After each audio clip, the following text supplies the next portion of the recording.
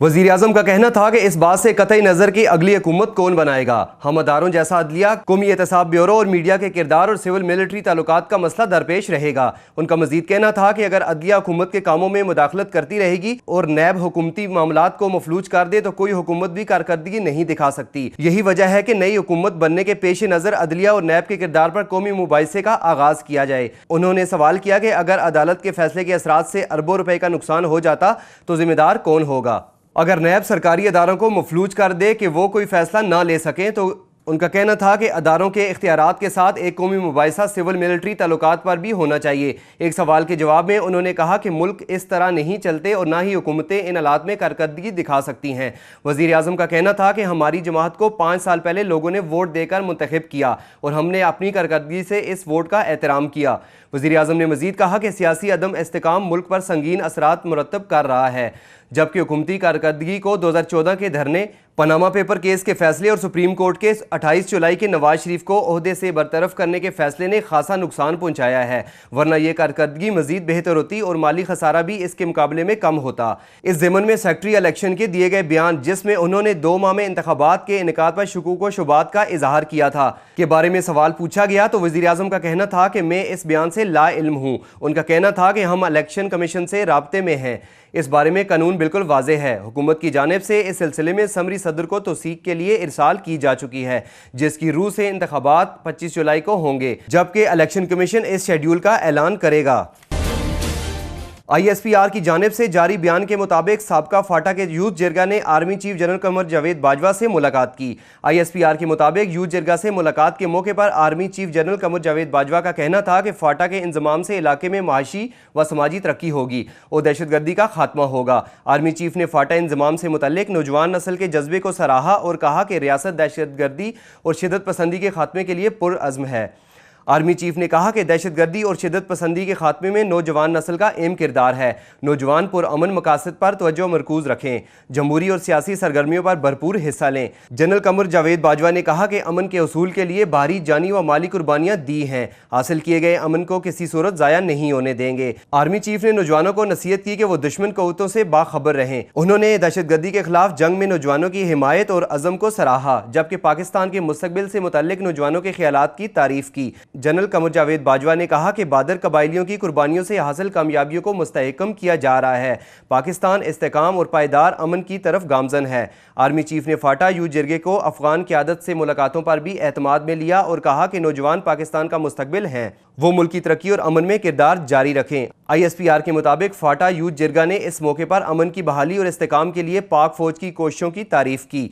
जिरगे ने इलाके में समाजी व इक्तिसादी तरक्की के लिए भी पाक फौज की कोशिशों को सराहा, जबकि जिरगे ने फाटा को कौमी धारे में लाने के लिए आर्मी चीफ की दिलचस्पी की भी तारीफ की। खैबर पख्तूनख्वा हुकूमत के कानून, पार्लिमानी अमूर और इंसानी हकूक़ का महकमों ने इस हवाले से नोटिफिकेशन का इजरा कर दिया। तहम मौजूदा वज़राए आला निगरान वज़ीर आला की तैनाती तक अपने ओहदों पर बहाल रहेंगे। दोनों सूबाई असम्बलियों को 31 मई तक वज़ीर आला नामज़द करने हैं।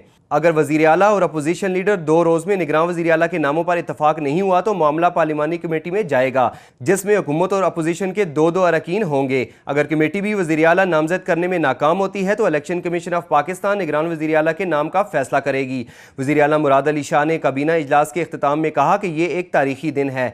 ये सिंध के अवाम की फतह है कि उन्होंने हमें वोट देकर ये ओहदा दिया और हमने अपनी काबिलियत से बेहतरीन काम किया है। उनका कहना था कि दरियाए सिंध पर रोड नेटवर्क और पुलों की तामीर ने तमाम जिलों को मिला दिया है। उन्होंने मजीद कहा कि पब्लिक प्राइवेट पार्टनरशिप ने भी सिंध में बेहतरीन काम किया। दूसरी जानिब खैबर पख्तूनख्वा में निगरान वज़ीर आला के लिए मंजूर अफरीदी के नाम पर इतफाक किया गया, फैसला वापस ले लिया गया। निगरान वज़ीर आला के लिए नए नाम का फैसला कल अपोजिशन लीडर और वज़ीर आला परवेज खटक के दरमियान मुलाकात में तय पाया जाएगा।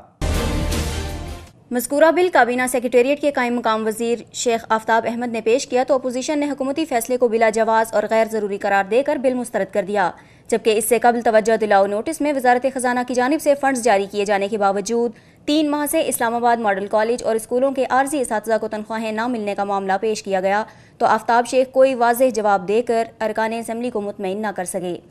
इस सिलसिले में मुत्तहिदा कौमी मूवमेंट के रुकन कौमी असम्बली रशीद गोडियल का कहना था कि हम सदारती ओहदे का एहतराम करते हैं, लेकिन अरबों रुपए पहले ही सदारत के मनसब पर खर्च किए जा रहे हैं, इसके बावजूद उन्हें तनख्वाह में इजाफे की क्या ज़रूरत है। इस हवाले से रशीद गोडियल ने हुकूमत की जानिब से सदर की तनख्वाह 1,33,000 333 रुपये से बढ़ाकर 8,46,550 रुपये मुकर्रर करने का बिल पेश किए जाने पर तनकीद की। MQM के रुकन कौमी असम्बली का मजीद कहना था कि एक जानिब तो मुतल्लिका वजीर असातिज़ा को तनख्वाहों की अदायगी के हवाले से कोई वादा करने से कासिर हैं, दूसरी जानिब वो सदर की तनख्वाहों में इजाफे का बिल पेश करने के लिए उजलत दिखा रहे हैं। रशीद गोडियल का मजीद कहना था कि हमारी तनख्वाहें भी सदर को दे दें। उन्होंने तजवीज़ दी कि सदर की तनख्वाह ग्रेड 22 के अफसर के मुसावी तय होनी चाहिए। इस मौके पर पाकिस्तान तहरीक इंसाफ की रहनुमा शेर मज़ारी का कहना था कि ऐसे वक्त में जबकि असातिज़ा तनख्वाहों की अदम फराहमी के बायस शदीद मुश्किलात का शिकार हैं, हुकूमत की जानिब से सदर की तनख्वाह में इजाफे का मुसव्वदा पेश किया जाना शर्मनाक फेल है। उनका मजीद कहना था कि सदर का काम ही क्या है, उन्हें कौन से इख्तियारात हासिल हैं, हमें इसकी मजम्मत करनी चाहिए। शेर मज़ारी ने हुकूमत से बिल वापस लेने का मुतालबा किया और कहा कि एक ऐसी हुकूमत जिसकी मुद्दत सिर्फ 3 दिन रह गई है, उसकी जानिब से ये बिल पेश किया जाना हुकूमत के चेहरे पर बदनुमा दाग की तरह है। दूसरी जानिब जमात इस्लामी के रुकन साहबजादा तारिकुल्लाह ने भी बिल को गैर ज़रूरी करार देते हुए इसकी मुखालिफत की। याद रहे कि सदर की तनख्वाह में आखिरी बार 2004 में इजाफा किया गया था और 80,000 से बढ़ाकर 1,333 रुपये कर दी गई थी। ज़राए के मुताबिक इस हवाले से काबीना में फैसला किया गया कि रियासत के सरबराह होने की वजह से सदर की तनख्वाह में इजाफा किया जाना चाहिए और नुमाइशी तौर पर उनकी तनख्वाह चीफ जस्टिस ऑफ पाकिस्तान की तनख्वाह से 1 रुपये ज्यादा होनी चाहिए। बाद अज़ां जब PTI की रहनुमा शेर मज़ारी ने नुक्ता एतराज़ पर बात करना चाही तो स्पीकर की जानिब से कोरम पूरा न होने की निशानदेही की गई, जिसके बाद स्पीकर कौमी असम्बली ने इजलास मुलतवी कर दिया। सुप्रीम कोर्ट के वाटर कमीशन की समाअत जस्टिस अमीर हानी मुस्लिम ने की। समाअत के दौरान MD वाटर बोर्ड ने कहा कि शाह फैसल कॉलोनी के हाइड्रेंट को PAF बेस को इजाफी पानी देने के लिए बंद कर दिया गया है। उन्होंने दावा किया कि कारसाज पंपिंग स्टेशन को भी इसी तरह से गन पॉइंट पर ऑपरेट किया जा रहा है। खालिद शेख ने वाटर कमीशन को बताया कि कुछ मुसल्लह अफराद जो एक रियासती इदारे से ताल्लुक़ रखते हैं, उन्होंने Karachi water and sewerage board को हरासा करते हुए शाह फैसल कॉलोनी का हाइड्रेंट बंद करवा दिया है, जबकि पंपिंग स्टेशन के इंचार्ज खालिद फारूकी ने उनके बयान की तायद करते हुए कहा कि मुसल्लह अफराद ने हाइड्रेंट बंद करवा दिया और मुगल्लिज़ात बकीं। बाद में उनके कमांडर की सरबराही में उन्हें मारा पीटा भी गया। खालिद फारूकी ने दावा किया कि उन्हें मुसल्लह अफराद अगवा करके ले गए थे और घुमाया फिराया फिर छोड़ दिया। वाटर कमीशन ने डिफेंस हाउसिंग अथॉरिटी के सेक्रेटरी और कंटोनमेंट बोर्ड के चीफ ऑपरेटिंग ऑफिसर को हाउसिंग सोसाइटी में सीवरेज के समंदर में नकासी पर सख्त बरहमी का इजहार किया। DH के सेक्रेटरी ने कमीशन को मनाने की कोशिश करते हुए कहा कि सी व्यू पर बने रेस्टोरेंट्स का फुजला DHA फेज 6 से मिलता है, ताहम जज ने उनकी बात मानने से इनकार कर दिया। जस्टिस अमीर हानी मुस्लिम का कहना था कि साहिल पर बने रेस्टोरेंट्स को ऐसे तामीर किया गया है कि उनका फुजला समंदर में जाता है, जिससे मुख्तलिफ किस्म की बीमारियां पैदा हो रही हैं।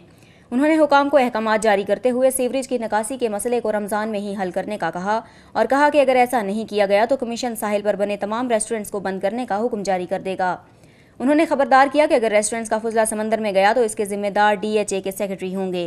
कमीशन ने हुकाम को साहिल पर बने रेस्टोरेंट्स के सीवरेज की नकासी के लिए पाइप बिछाने के लिए 2 माह का वक्त देते हुए समाअत को 4 जून तक मुलतवी कर दिया।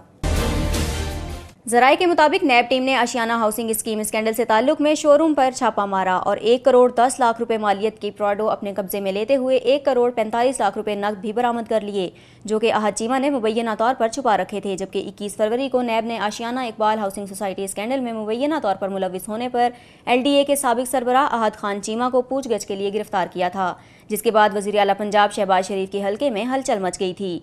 अहद चीमा कायदे-आज़म थर्मल पावर लिमिटेड के सरबराह हैं और लाहौर डेवलपमेंट अथॉरिटी के साबिक डायरेक्टर जनरल पर तैनात रहे। उनकी गिरफ्तारी के अगले ही रोज़ उन्हें 19 से 20 ग्रेड पर तरक्की दी गई थी। इस हवाले से कहा जाता है कि अहद चीमा वज़ीर आला पंजाब के मंजूर नज़र अफराद में शामिल हैं, जो 3 माह से नैब की हिरासत में हैं। दौरान तहकीकात नैब अहद चीमा के कब्जे से करोड़ों मालियत के 90 कनाल अराजी का रिकॉर्ड निकाल चुकी है, जो अहद चीमा ने गैर कानूनी ज़राए से हासिल की थी, और साथ ही नैब उनके अहल खाना के अफराद के एहसाजात की छानबीन भी कर रही है। 18 मई को तफ्तीशी अफसर हाफिज उस्मान ने बताया था कि मुलजिम अहद चीमा की बीवी साइमा अहद के नाम 21 कनाल 4 मरले की ज़मीन पैरागॉन में खरीदी गई। इस ज़मीन की मुकम्मल मालियत 7 करोड़ रुपए है। ज़राए के मुताबिक अहद चीमा की लाहौर सोसाइटी में भी 40 करोड़ रुपए के शेयर्स मौजूद हैं। कौमी असम्बली के स्पीकर एयाज सादिक ने भी अहद चीमा की गिरफ्तारी को मुतनाज़ करार दिया था और अपील की थी कि नैब चेयरमैन लोगों को इस तरह तौहीन करने से गुरेज करें। नैब के अमाल से ऐसा लगता है कि वो सियासतदानों और ब्यूरोक्रेट्स को अपना इंतकामी हदफ बना चुका है, ताहम तमाम रियासती इदारों को मुतय्यन करदा आइनी दायरा कार में रहकर फ़राइज़ अदा करने चाहिए।